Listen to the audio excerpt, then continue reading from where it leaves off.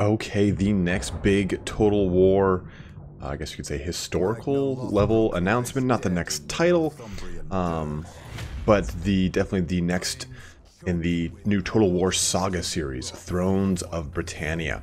So, what are we going to see with this? What is this going to be? And hopefully this isn't too loud. I'm going to lower this actually a little bit more. This is going to entail what I was originally talking about and hoping for. We're going to be seeing all of Britannia in its ancient form. I don't know. It's around 878 AD, and this is right after the Treaty of Alfred and Guthrum, and this is pretty much what causes a little bit of a peace in Britain, in ancient Britain here.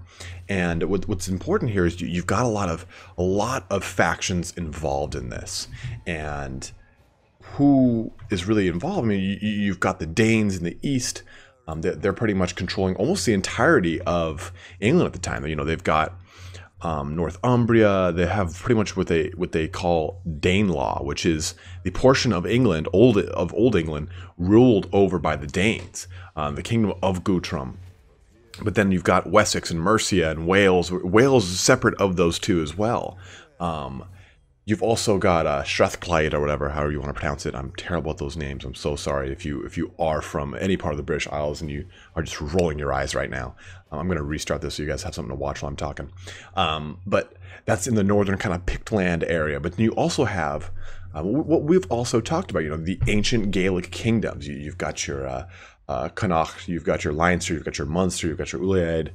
You've got Ulster. You've got all these options here. They said that there's going to be 10 factions for us to play through, and this is going to include the time pretty much from 860. Is it 860 or 870? As I look real quick for it, yeah, 878 AD up to 1066, and 1066 is where we know we've got the Battle of Hastings, and this is where it really kind of, oh, sorry. 1066 is not the Battle of Hastings, but we have this time period where finally we've got with William the Conqueror, we've got the end of the kind of Viking rule in England, and with that, you've got William crowning himself as king, and you've got, oh no, I'm sorry, it was the Battle of Hastings. I'm sorry, I was thinking of the other one with that's in Henry VIII.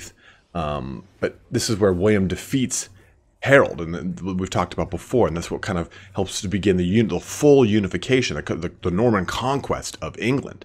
And finally, you know, the Vikings are completely driven out here, and as a result, you have what becomes the whole next era, the medieval Total War II era of England. But this is a really great time period here. They said it's going to be based off of the Attila code set, so we'll be seeing a lot of the same mechanics that we've already seen in Attila, and hopefully get some things added in to the map as well. You know, from taking a look at the quick little blurb that they shared with like the Kings Will Rise portion, it just kind of looks like a little bit more of a polished campaign map, but we'll see. They said that it is going to have some improvements for sure.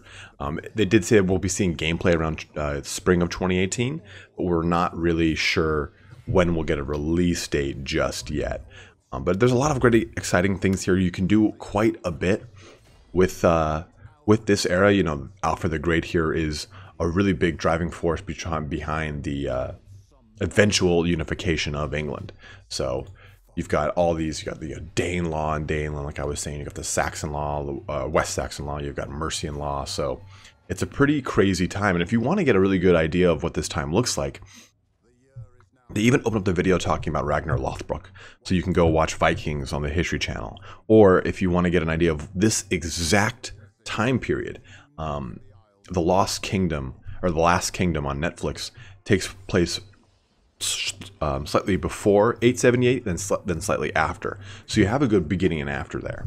You see those little shields with the harps on them, so they're very indicative of Irish.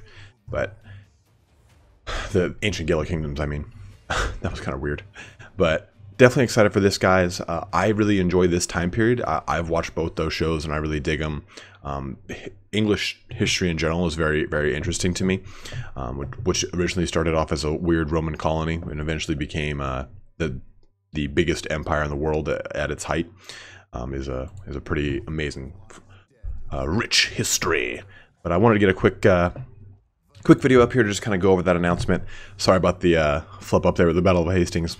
It is quite early in the morning, so my brain's a little addled and don't want to go into work. But thanks for watching here today, guys. If you do have any questions or comments about the historical title here as a whole, let me know. Clearly my forte is lore, but I'm a huge fan of history. I know quite a bit.